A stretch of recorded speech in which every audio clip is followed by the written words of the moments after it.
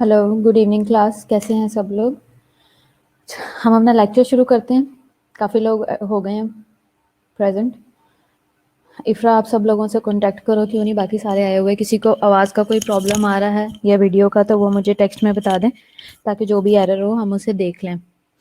आज का हमारा टॉपिक है कार्डियक अरेस्ट। अभी तक हम जो चीज़ें पढ़ चुके हैं, उसके बाद हमारा बनता है कि हम थोड़ा सा और मेन चीज़ों पर चले जाएँ, जैसे कि कार्डियक अरेस्ट है। कार्डियक अरेस्ट कैसे होता है, उसकी रीजंस क्या हैं, कार्डियक अरेस्ट क्या है, आप लोगों के ख्याल में क्या है, मुझे बताओ। आप लोग इसके बारे में क्या जानते हो, मुझे मैसेज पे बताओ जल्दी से।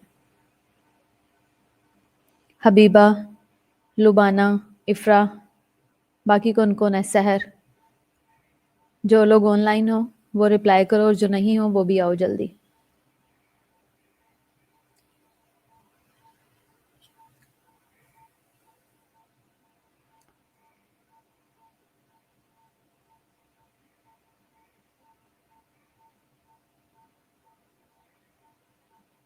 अच्छा, इसमें क्या क्या चीज़ें हम देखेंगे, जैसे मैंने पहले आपको बताया डेफिनेशन। सबसे पहले कार्डियक अरेस्ट है क्या, इसके कॉजेज़ क्या हैं, साइन सिम्टम्स क्या क्या होंगे, जिससे आपको पता लग जाएगा कि पेशेंट कार्डियक अरेस्ट में है।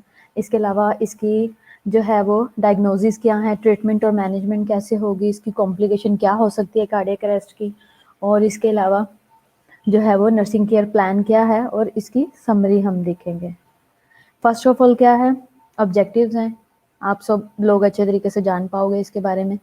सेकंड क्या है, sudden loss of blood flow, कहाँ पे ब्लड फ्लो लॉस हो जाएगा।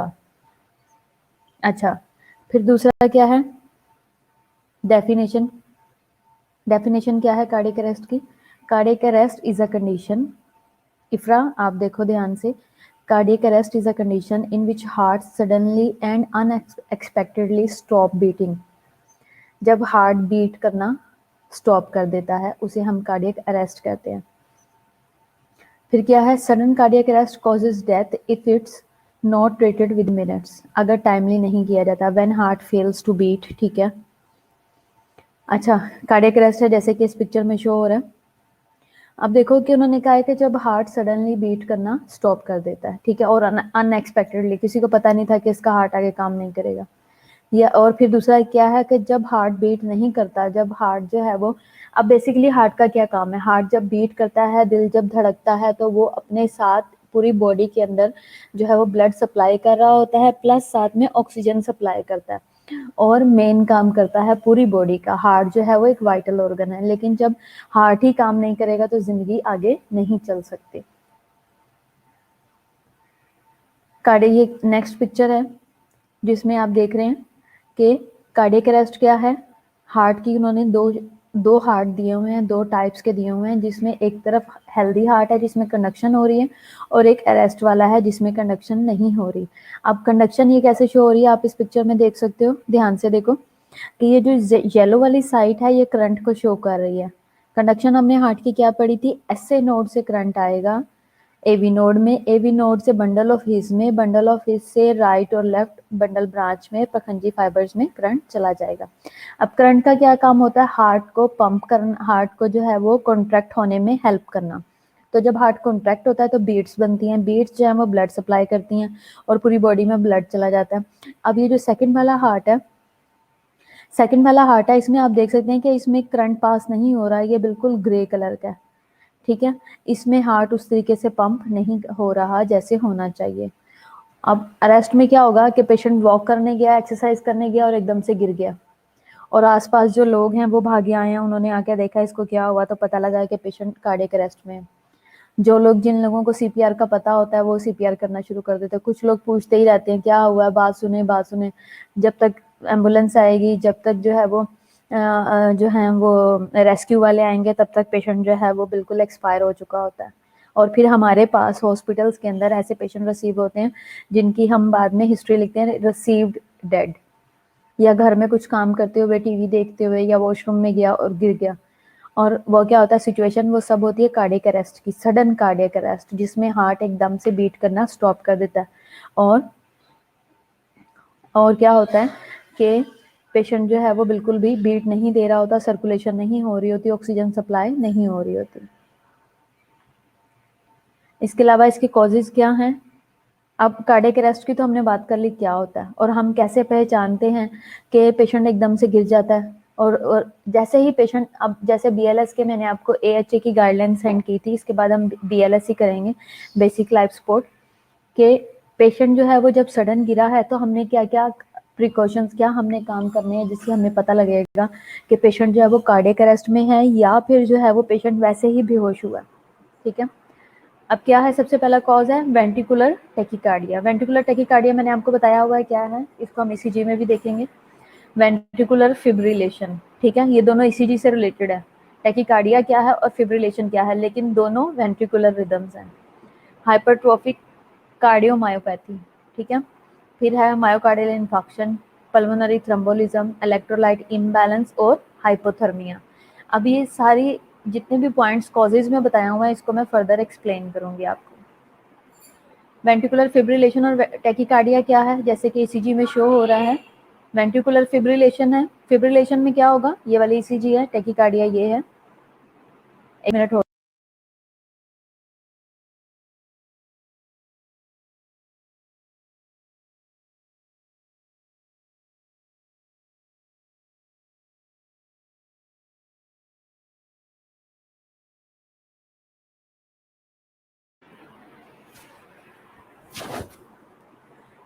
वेंट्रिकुलर फिब्रिलेशन है और टेकिकार्डिया।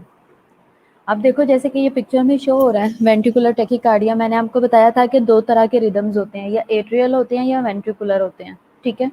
और मैंने आप लोगों को ये भी बताया था, आपको शायद याद होगा, कि जो वेंट्रिकुलर रिदम होते हैं वो ज़्यादा लाइफ थ्रेटनिंग होते हैं एट्रियल के निस्बत, ठीक है।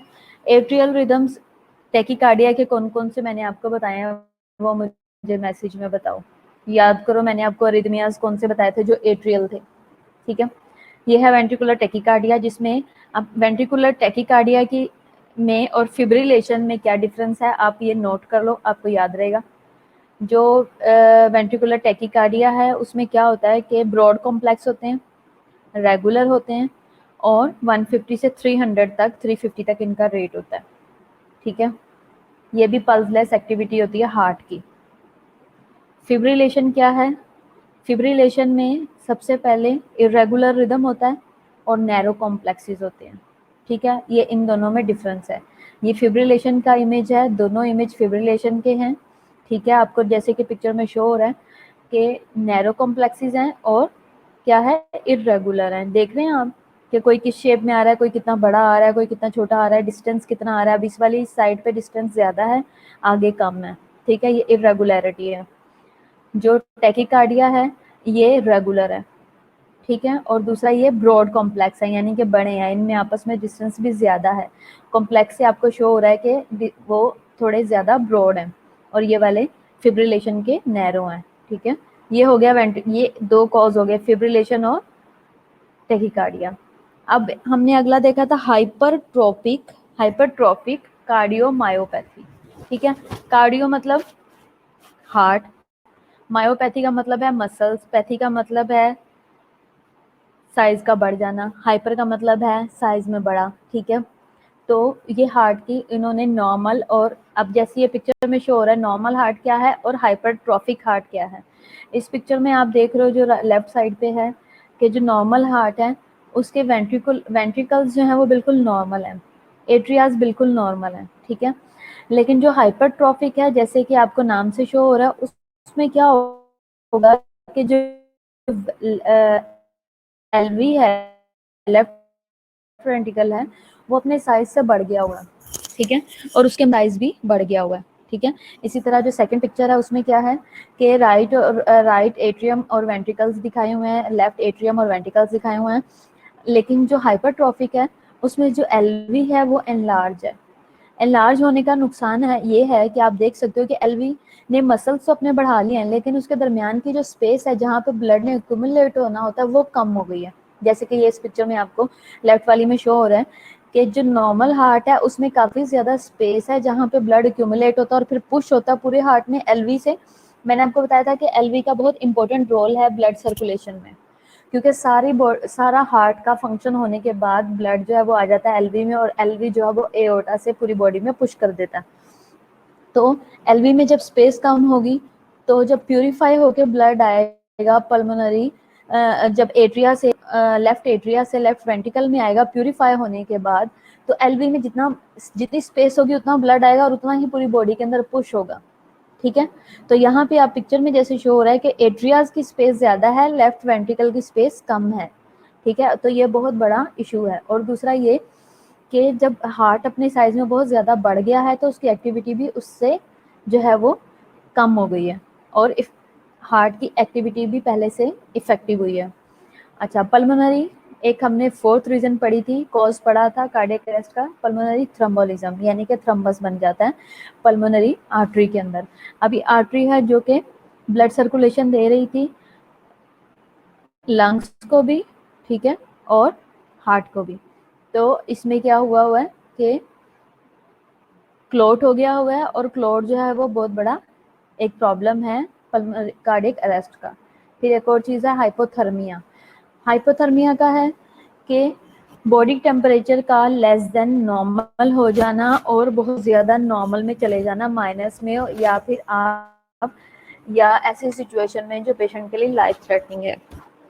अब इस तरह का टेम्परेचर कब होता है? जब पेशेंट ऐसी जगह पे चला जाए जो बहुत ज़्यादा कोल्ड होती है, तो वो पेशेंट के लिए बहुत ज़्यादा जो है वो प्रॉब्लमेटिक है, और एक वक्त आता है कि पेशेंट कार्डियक अरेस्ट में चला जाता है, पूरी बॉडी के मसल्स जो हैं वो स्टिफ हो जाते हैं।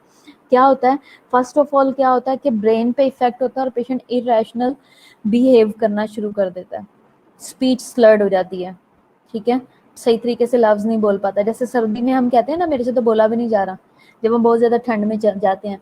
इसके अलावा जब आप किसी स्नोफॉल एरिया में जाते हो तो आपके हाथ बिल्कुल अकड़ जाते हैं और आप ऐसे हाथ को बड़ी मुश्किल से मोड़ते हो, कोई चीज़ नहीं पकड़ी जाती। हम बहुत सर्दी लग रही होती है, ठंडे हाथ होते हैं, चाय का कप नहीं पकड़ा जा रहा होता, कोई चीज़ नहीं पकड़ी जा रही होती, पेन पकड़ के पेपर एग्जाम अटेम्प्ट करना मुश्किल लग रहा होता है, ठीक है। तो इस तरह के प्रॉब्लम्स आते हैं। तो ये क्या है, ये सारी प्रॉब्लम आती है हाइपोथर्मिया की वजह से। इसके अलावा हार्ट रेट स्लो हो जाता है। स्लो होते होते जब टेम्परेचर आपका -1-2 पे जा रहा है बाहर का, या -10 पे जा रहा है आपके एटमॉस्फेयर का टेम्परेचर, तो हार्ट रेट आपका, आप हाइपोथर्मिया में चले गए, आपका हार्ट रेट स्लो होते एक वक्त आएगा स्टॉप हो जाएगा। जो है फीलिंग बहुत ज़्यादा कोल्ड फील करना, शिवरिंग होना बहुत ज़्यादा, और इसके अलावा क्या है कि पेशेंट का बहुत ज़्यादा लेजी हो जाना, ये सब हाइपोथर्मिया। इलेक्ट्रोलाइट इम्बैलेंस होना, ये भी कार्डियक अरेस्ट करवाता है। नॉर्मल इलेक्ट्रोलाइट्स क्या हैं, ये सारी रीडिंग्स दी हुई हैं, ठीक है।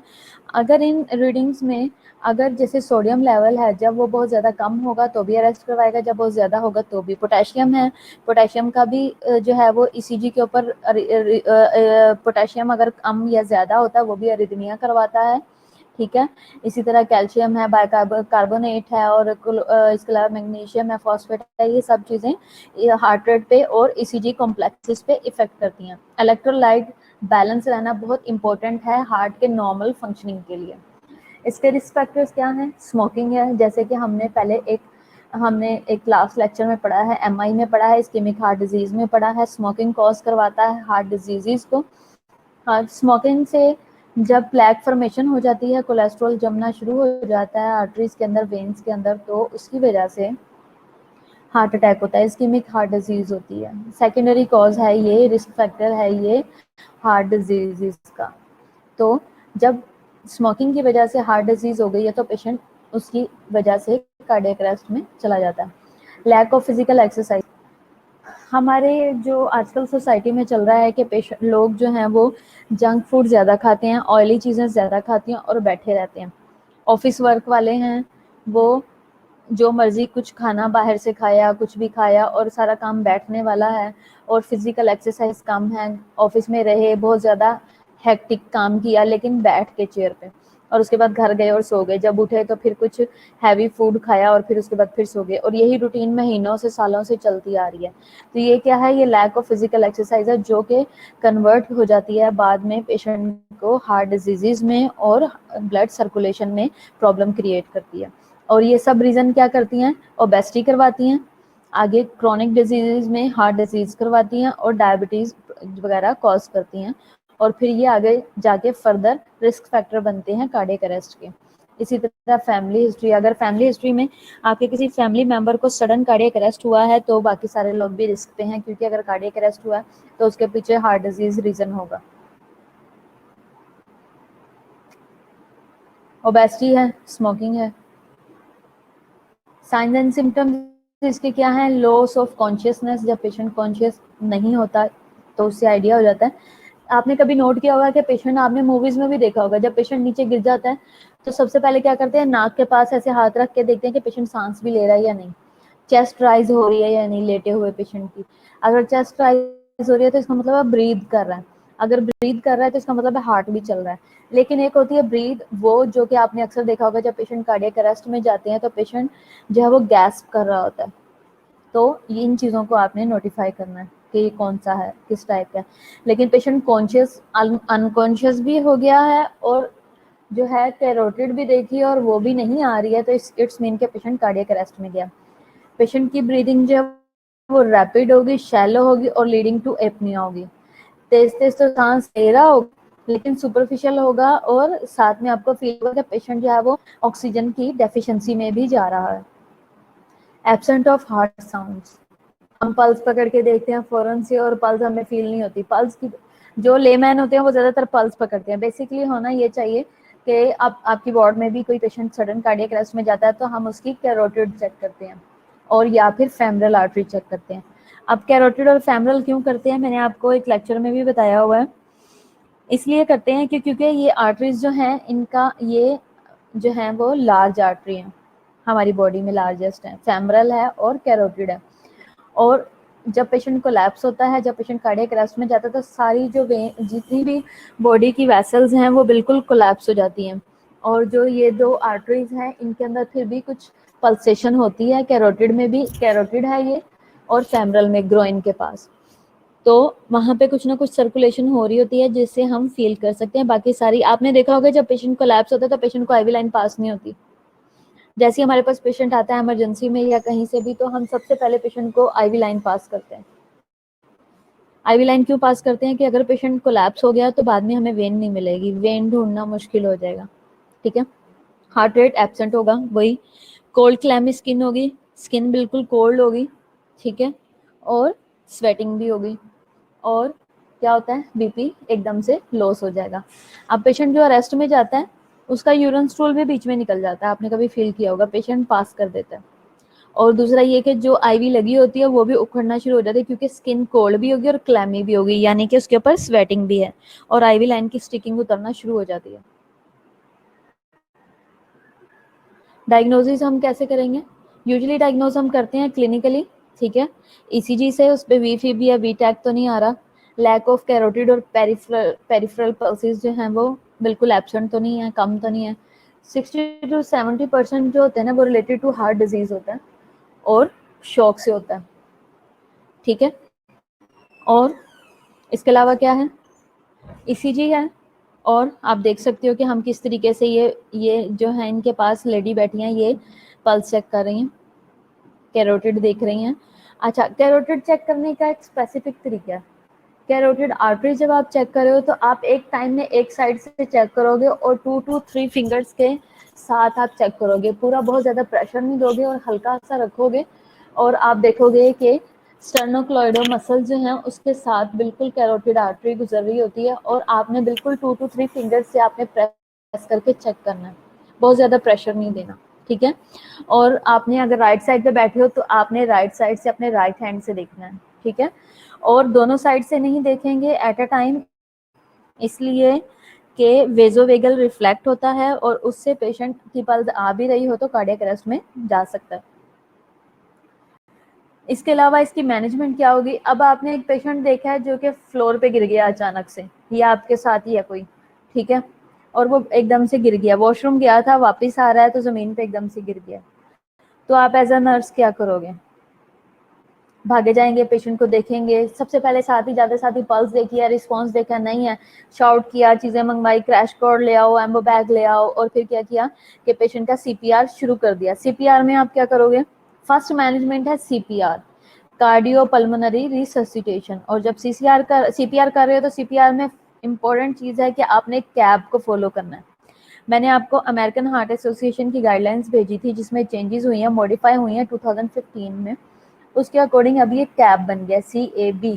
पहले ये ABC था, यानी कि एयरवे, ब्रीदिंग और कंप्रेशन, लेकिन अब जो है चेंजेस की गई हैं, तो उसमें सबसे पहले कंप्रेशन है, यानी कि सर्कुलेशन पे काम किया गया है, फिर एयरवे है, फिर ब्रीदिंग है। अगर हम कहें कि हम पहले ऑक्सीजन ही देते रहे, हार्ट को हम बाद में बचा लेंगे, तो उससे भी कोई खास इफेक्ट नहीं होता। उसके ऊपर भी बहुत ज़्यादा क्रिटिक हुई हैं काम, वो उस पर फिर चेंजेस की गई। तो ये कंप्रेशन हो गया, यानी कि जब हार्ट अगर काम करने लगेगा, हार्ट वापस आ जाएगा, तो सर्कुलेशन ऑटोमेटिकली इम्प्रूव हो जाएगी। और साथ में क्या है, और ऑक्सीजन इम्प्रूव हो जाएगी। सेकंड पे हमने एयरवे लिया है और फिर ब्रीदिंग है, ठीक है। ये क्यों है? जब BLS करेंगे नेक्स्ट लेक्चर में तो मैं आपको ये एक्सप्लेन कर दूंगी, ठीक है। CPR जो है वो बेस्ड ऑन BLS होना चाहिए, बेसिक लाइफ सपोर्ट पे होना चाहिए। अभी क्या है, आपको चीज़ें क्लियर होनी चाहिए। एक है BLS बेसिक लाइफ सपोर्ट, ठीक है, एक है ALS एडवांस लाइफ सपोर्ट, ठीक है। ये दोनों जो है वो प्री रेकोजिट हैं BCLS के और ACLS के, ठीक है। BLS भी जो है वो दो टाइप्स का, एक अडल्ट का और एक पीडियाट्रिक का, दो हो गए। फिर इसके अलावा जो है आगे हम BCLS की जब बात करते हैं, फिर ये नेक्स्ट स्टेप है BCLS और ACLS। जिसका BLS हुआ है वही आगे कर सकता है BCLS है बेसिक कार्डियक लाइफ सपोर्ट और ACLS है एडवांस कार्डियक लाइफ सपोर्ट। जब हम ACLS की बात करते हैं तो उसमें हम मेडिसिन भी इन्वॉल्व करते हैं, मेडिसिन की बात करते हैं कि हमने मेडिसिन देनी है और ये वो चीज़ें, ETT वगैरह उसमें आ जाती है। और जो बेसिक लाइफ सपोर्ट है उसमें ETT और ये सारा कुछ है। और इसके अलावा जो BLS है उसमें हम ETT नहीं करते, उसमें हम एम्बो बैग के साथ ऐसी सिचुएशन देख रहे होते हैं कि कोई ऐसी सिचुएशन है, अगर हॉस्पिटल में है तो ETT पास हो गई है, लेकिन BLS में हम ये भी देखते हैं कि आप किसी शॉपिंग मॉल में हो और अगर आप पेशेंट सडन अरेस्ट में चला गया है, या सड़क पे जाते हुए आपने गिरा हुआ देखा है, या कहीं पे अर्थक्वेक आया है या आग लग गई है और पेशेंट आपको गिरा हुआ नजर आ रहा है, तो उसको आपने सपोर्ट देना है। तो उस टाइम में जब तक आपके पास मेडिकल एड नहीं आती तो आपको पेशेंट को रिससिटेट करना पड़ता है। और उस टाइम में जब आप रिससिटेट करें, जब आपका ETT वगैरह नहीं है, तो आप पेशेंट को कैसे रिससिटेट करोगे, उसमें एयरवे कैसे क्लियर करोगे, और आपने माउथ टू माउथ अगर पेशेंट को ऑक्सीजन देनी है तो वो आप ब्रेथ देनी है तो वो कैसे करवाओगे, इन सारी चीज़ों पे BLS पे काम किया जाता है। इसके अलावा पाल्स है पीडियाट्रिक लाइफ सपोर्ट, ठीक है। तो ये सारी चीज़ें हैं, ये मैं आपको आगे AHA में बताऊंगी, AHA की गाइडलाइन में। अच्छा, CPR में हम फर्स्ट ऑफ ऑल हम क्या देखेंगे, अगर हम कंप्लीट इस चेन ऑफ सर्वाइवल चेन की अगर हम बात करें तो इसमें क्या क्या चीज़ें हैं। सबसे पहले आपने देखा पेशेंट गिरा हुआ है तो आप सबसे पहले अर्ली रिकग्नाइज कर लोगे कि पेशेंट को हेल्प की ज़रूरत है या नहीं, पेशेंट अरेस्ट में है या नहीं, ठीक है। कैसे होगा?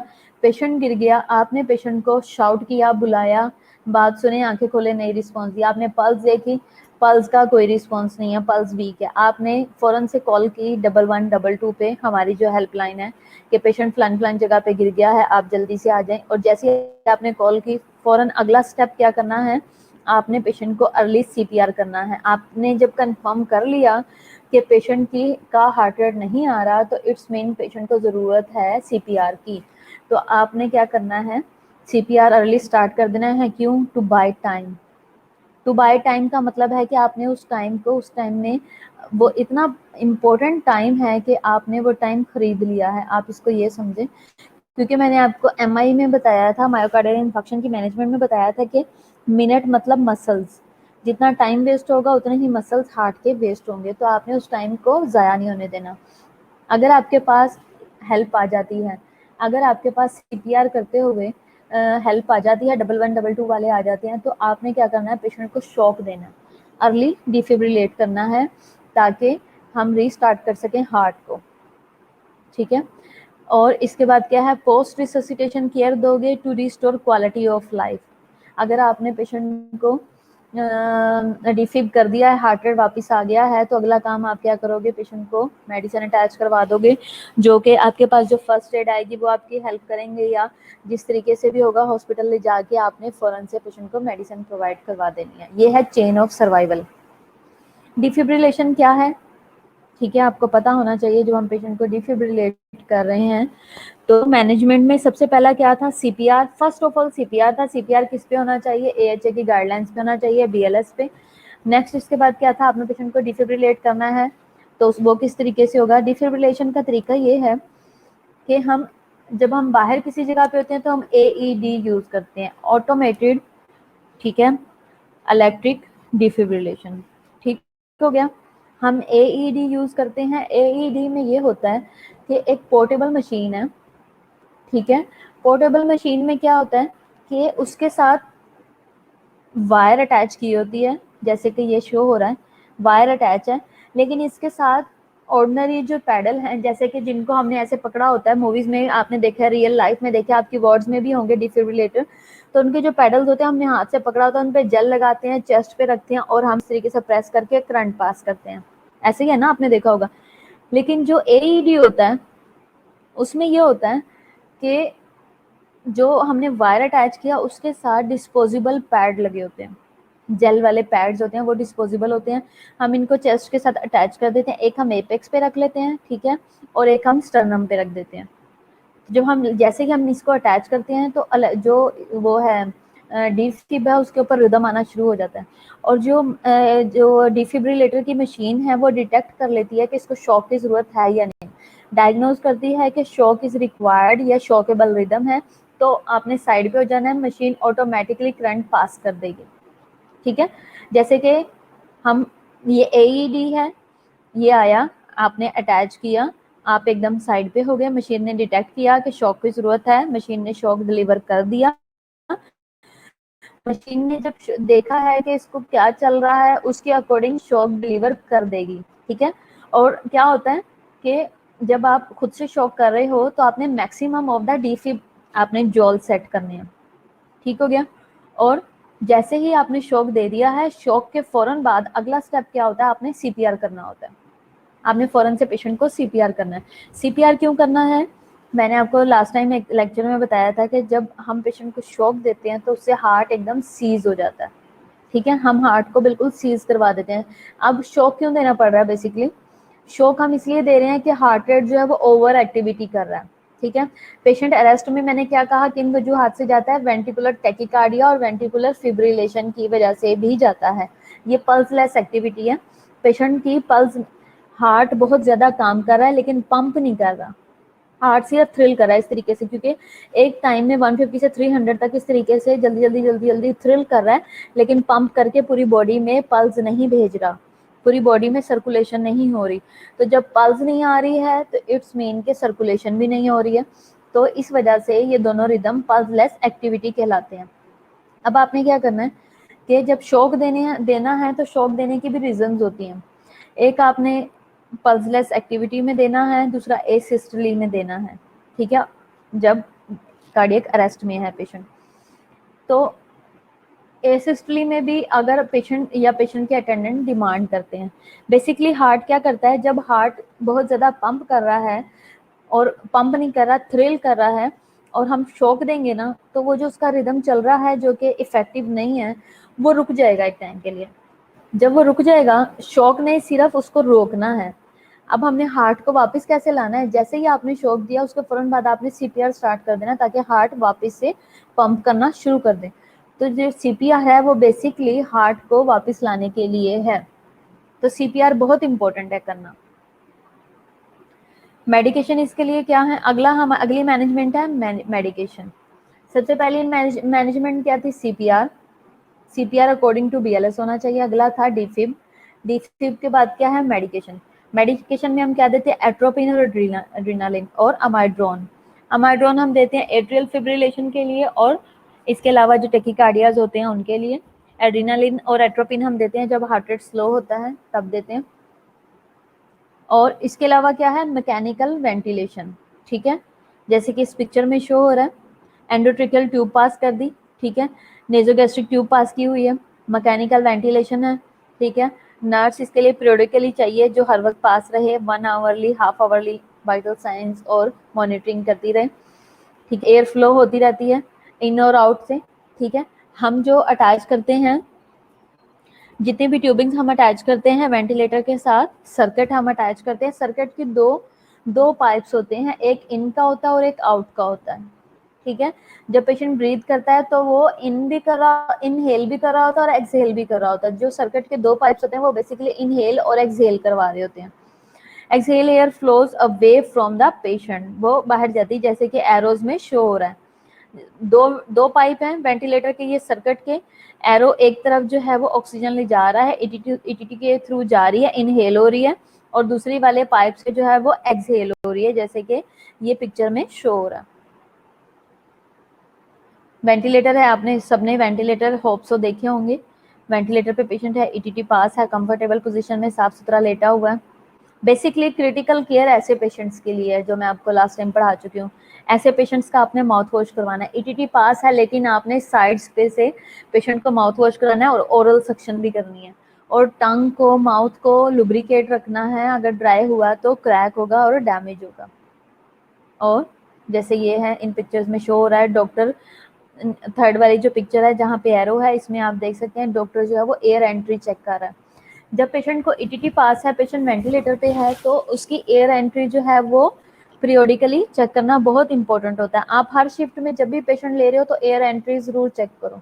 जब ईटीटी पास है पेशेंट को और पेशेंट वेंटिलेटर पे है तो उसकी एयर एंट्री क्यों चेक करेंगे, मुझे रिस्पॉन्स दें इसके अंदर, चैट में मुझे रिप्लाई करो इसकी वजह क्या है। कॉम्प्लिकेशन क्या है कार्डियक अरेस्ट की, डेथ। जब हार्ट बीट करना स्टॉप कर देगा, जब ब्लड सर्कुलेशन नहीं होगी, ऑक्सीजन सप्लाई नहीं होगी, अगर oxygen supply with in seconds नहीं होती तो क्या होता है कि ब्रेन डेथ हो जाती है। तो ब्रेन डेथ से प्रिवेंट करने के लिए ऑक्सीजन सप्लाई करवाना बहुत ज़रूरी है, इसलिए हार्ट हमारा चलना ज़रूरी है। एनसीपी इसके लिए मैंने बनाया हुआ है। एनसीपी आप पढ़ भी रहे होंगे, हेल्थ असेसमेंट में क्या है, नर्सिंग केयर प्लान। सब्जेक्टिव और ऑब्जेक्टिव डाटा है। सब्जेक्टिव डाटा में क्या है, पेशेंट इन शॉक कंडीशन आपको रिसीव हुआ, एटीटी प्रॉपर है लंग्स में या नहीं, इसलिए ठीक है सहर। और बाकी सारे लोग भी बताओ, सब लोग अटेंटिव हो, सुन रहे हो या नहीं। जब रिप्लाई नहीं करते हो मुझे पता लग जाता है कि सिर्फ ऑनलाइन बैठे हो, सुन नहीं रहे हो। ऑब्जेक्टिव डाटा क्या है, अब सब्जेक्टिव डाटा क्या है, जो कि आप देखते हो, जो पेशेंट बताता है, बोलता है, सब्जेक्टिव डाटा वो है। ठीक है, जैसे कि सिम्टम्स होते हैं। और ऑब्जेक्टिव डाटा क्या है, जो ऑब्जर्वेबल होता है। To check ETT that either in lungs or not, lungs में नहीं होगी तो कहाँ जाएगी ईटीटी। बेसिकली ईटीटी लंग्स में नहीं होती, आपदा कहाँ पे होती है ईटीटी। ईटीटी क्या है, ETT at proper place in lungs or not. अच्छा, लंग्स में ईटीटी नहीं होती, ईटीटी कहाँ होती है, ईटीटी क्या होता है, एब्रीवेशन क्या है। जूलियस और रोनाल्ड कहाँ पे हैं, जूलियस और रोनाल्ड भी नहीं है और सिद्रा भी नहीं है। सादिया है, सिद्रा नहीं है। लुबाना उसके बाद एब्सेंट है, सिद्रा। ट्रेकिया में होती है बेसिकली, ठीक है, ट्रेकिया में होती है। तो एयर एंट्री हम क्या चेक करते हैं, उससे क्या होता है, ईटीटी को कितने पोजीशन पे हम रखते हैं, माउथ में हम पोजीशन किस तरीके से चेक कर रहे होते हैं, क्या तरीका होता है, और पता कैसे लगेगा कि अपनी प्रॉपर पोजीशन पे है या नहीं। बताओ। एंडोट्रेकियल ट्यूब है, ठीक है। और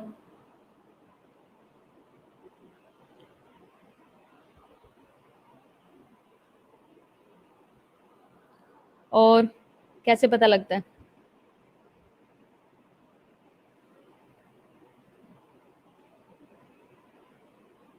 जल्दी जल्दी रिप्लाई करो, टाइम वेस्ट हो रहा है।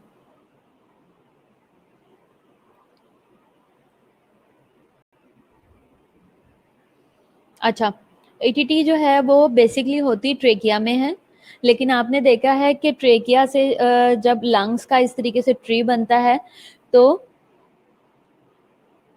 स्टेथ से देखते हैं, एयर एंट्री चेक करते हैं, ठीक है, ये तो मैंने बताया। अच्छा, क्या होता है, ब्रोंकस है, ट्रेकिया है, ट्रेकिया के बाद ब्रोंकस है और फिर ब्रोंक्यूल्स हो जाते हैं। बायलैटरल एयर एंट्री देखते हैं, ठीक है, साउंड्स देखते हैं, ठीक है। क्या होता है कि वो जो ब्रोंक्यूल्स बनते हैं ना, ब्रोंकस के बाद ब्रोंक्यूल्स में जब वो कन्वर्ट होता है तो क्या होता है, एटीटी जो है अगर वो बहुत ज्यादा इन चली जाए तो वो किसी एक साइड पे निकल जाती है लंग्स की, ठीक है। और जब वो एक साइड पे चली जाती है, मैं आपको यहाँ पे एक पिक्चर में दिखाती हूँ।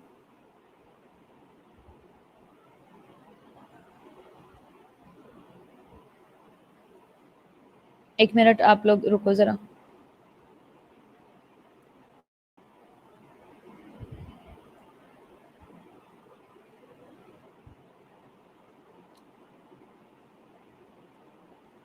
मोटू आ गया।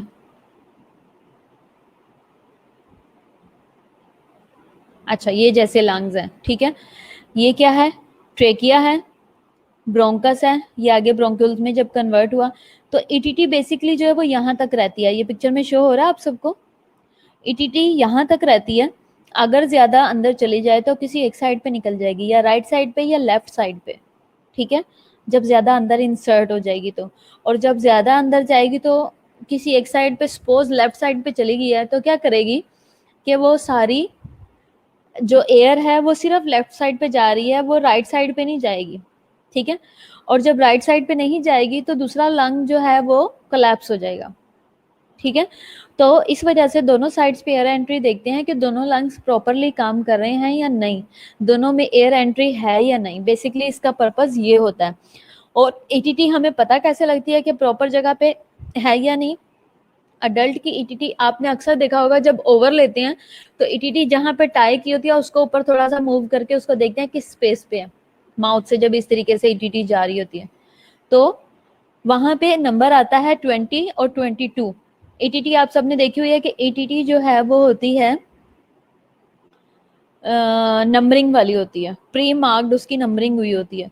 तो वो जो नंबर होता है वो शो कर रहा होता है कि हमने एटीटी को कितनी पोजीशन में रखना है। तो अडल्ट की बेसिकली जो है वो 22 पे रखी जाती है, 20 से 22 के नंबर पे रखी जाती है, जो कि माउथ के बाहर हमें 22 नंबर नजर आ रहा होता है।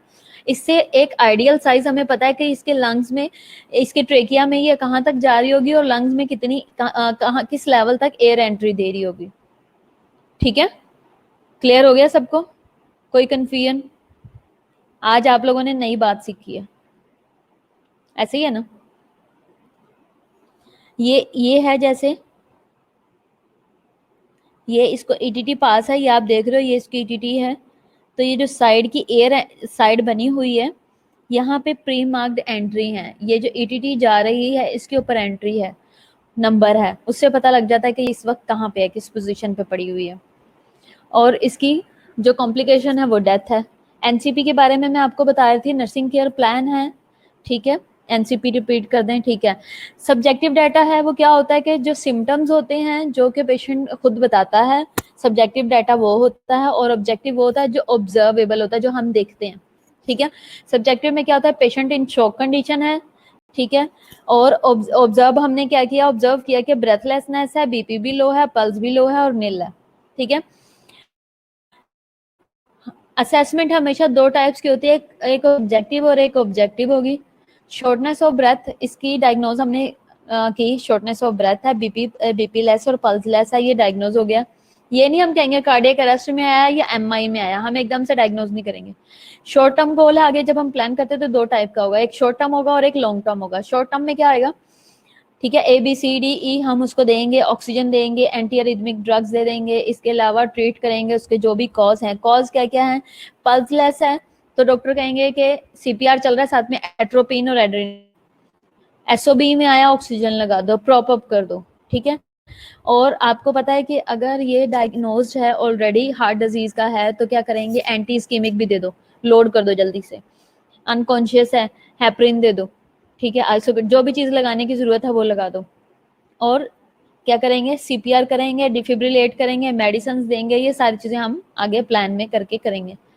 इम्प्लीमेंटेशन में क्या होगा, इम्प्लीमेंट हमने क्या करवाना है, ऑक्सीजन दे दी, आईवी लाइन सेव कर दी, एसीजी करवा दिया है, कैरोटिड मसाज किया अगर जरूरत है तो, अगर टेकिकार्डिया के साथ है और जरूरत है जैसे एसवीटी वगैरह में है। इसके अलावा कार्डियक मॉनिटर अटैच करेंगे। रैशनल क्या है, ऑक्सीजन हम इसलिए दे रहे हैं, ऑक्सीजन इनहेलेशन हमने कहा है हम इसलिए दे रहे हैं कि हम सैचुरेशन को इम्प्रूव कर सकें, ऑक्सीजन सैचुरेशन को। ईसीजी की है ताकि हम, आईवी लाइन की है ताकि हम मेडिसिन दे सकें, फ्लूइड दे सकें, स्पोर्ट चला सकें। कार्डियक मसाज हमने कैरोटिड मसाज किया ताकि हम कार्डियक अरिथमियाज को हम कंट्रोल कर सकें अगर जरूरत है तो। इसके अलावा क्या है, हमने नोट करना है चेंजेस को, स्वेयर कार्डियक अरेस्ट सेव करना है हमने कार्डियक अरेस्ट से पेशेंट को, और हार्ट रेट को इंक्रीज करना है और पेशेंट की कंडीशन को असेस करते रहना है। एवेल्युएशन में क्या करना है हमने, कि पेशेंट की कंडीशन रिवर्ट हुई है या नहीं। ईसीजी पीरियोडिक ईसीजी करवाते रहेंगे, 1 आवरली या हाफ आवरली। रिदम में फर्क आया या नहीं आया, बीपी इंप्रूव हुआ है या नहीं हुआ, पेशेंट की पल्स वापस आई है या नहीं आई।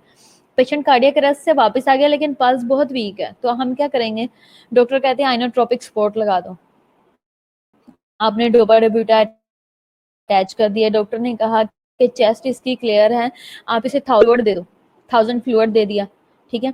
तो हमने पल्स को टाइमली उसको और केयरफुली मॉनिटर करते रहना है कि पल्स वीक है या इंप्रूव हुई है। हार्ट रेट हमने एट्रोपिन तो दे दिया, हार्ट रेट तो वापस आ गया, लेकिन थोड़ी देर बाद जहाँ 70-80 पे रेट पहुंचा था वापस आ गया 20-30 पे। तो हमने ये चीज केयरफुली मॉनिटर करनी है। ये सब हमारी एवेल्युएशन है, ठीक है।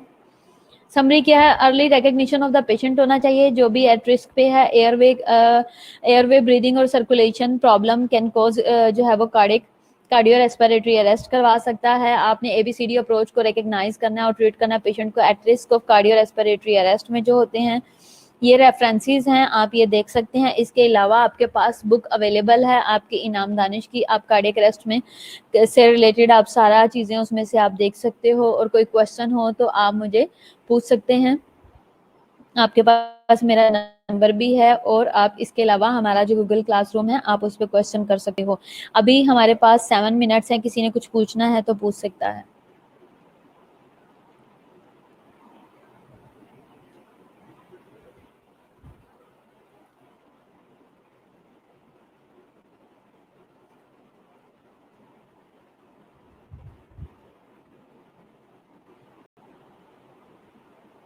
सबको समझ आई है? कोई प्रॉब्लम तो नहीं हुई पूरे लेक्चर में, या कुछ मुश्किल लगा?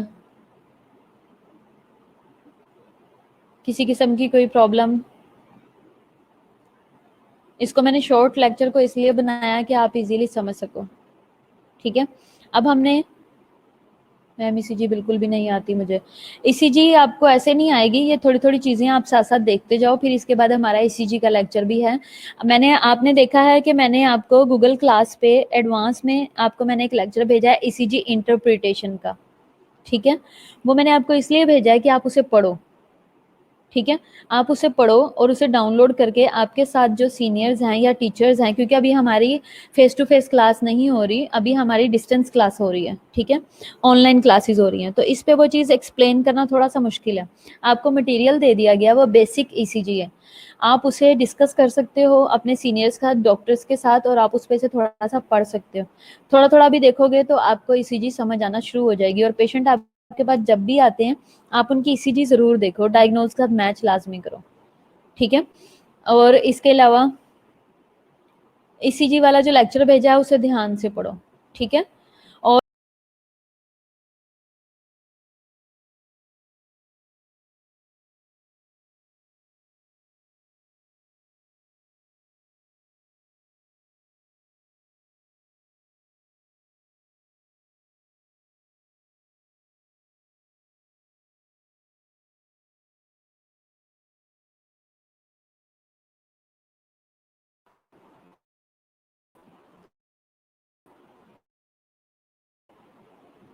मुझे वॉइस मैसेज भी कर सकते हो कि मैम हमें यहाँ से समझ नहीं आई, हमें एक्सप्लेन कर दें, ठीक है।